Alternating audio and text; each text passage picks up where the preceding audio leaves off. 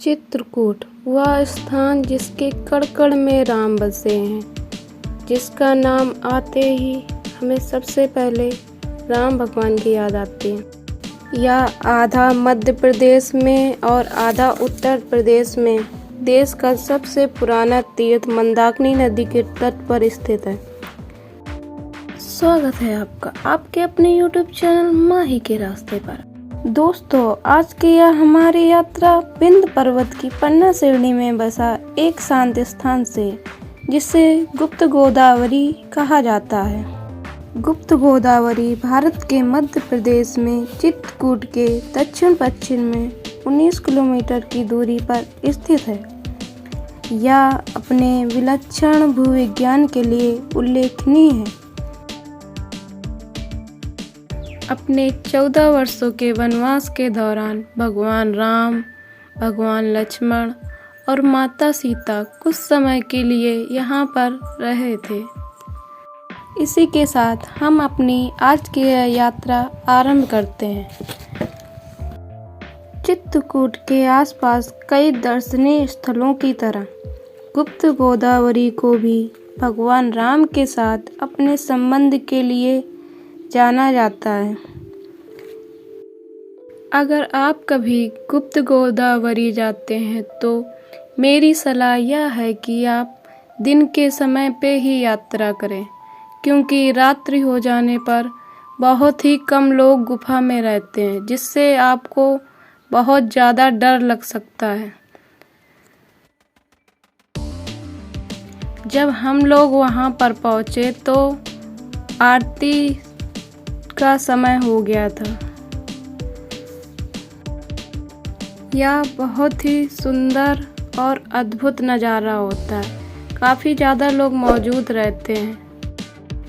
गुफा के अंदर जाने के लिए आपको टिकट खरीदना होता है, उसके बाद ही आप गुफा में प्रवेश कर सकते हैं।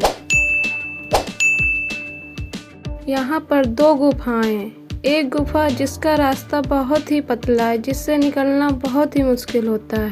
गोदावरी नदी का उद्गम स्थान, यहाँ से यह पानी नीचे की गुफा में प्रवेश कर जाता है। चित्रकूट के एक साड़ी चोर ने यादगार छाप छोड़ी है, जिसे हम आज भी गुफाओं में देख सकते हैं। गुफा की छत पर एक उभरी हुई विशाल चट्टान है, जो उस राक्षस चोर की बताई जाती है। उनके खिलाफ चार्ज शीट यह थी कि जब सीता माता नहा रही थीं, तब उन्होंने सीता माँ की साड़ियाँ चोरी की थीं। तब भगवान लक्ष्मण ने उस राक्षस का वध कर उसे माता सीता के एक बाल से बांधकर छत में लटका दिया था, जिससे लटके होने पर उसके खटखट की आवाज़ आती थी। लोग उसको खटखटा चोर के नाम से जानते हैं।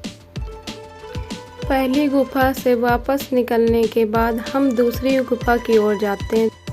यह दूसरी गुफा है, जिसके स्टार्टिंग से ही पानी मिलता है।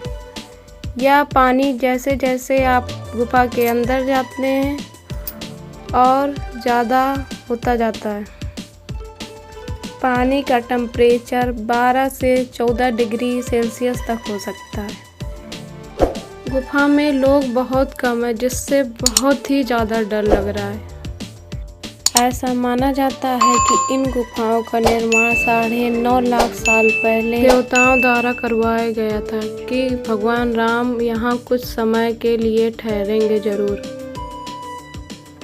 आगे चलकर यह पानी एक दरार में गायब हो जाता है, जो कि आज भी गुप्त है कि कहाँ गायब हो जाता है। कभी सोचा है आपने कि गोदावरी ही क्यों? गोदावरी का जन्म तो 920 किलोमीटर की दूरी में नासिक में हुआ है।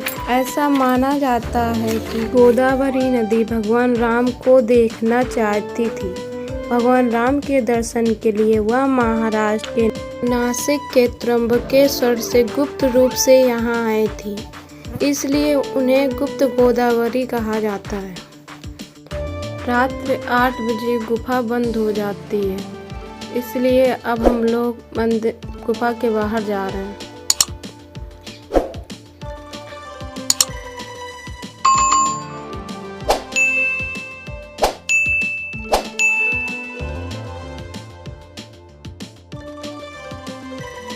गुफा के बाहर आकर यह पानी एक कुंड से दूसरे कुंड में गिरता हुआ इस तालाब में आकर गायब हो जाता, जिसका रहस्य आज तक नहीं पता है कि यह कहाँ गायब हो जाता है।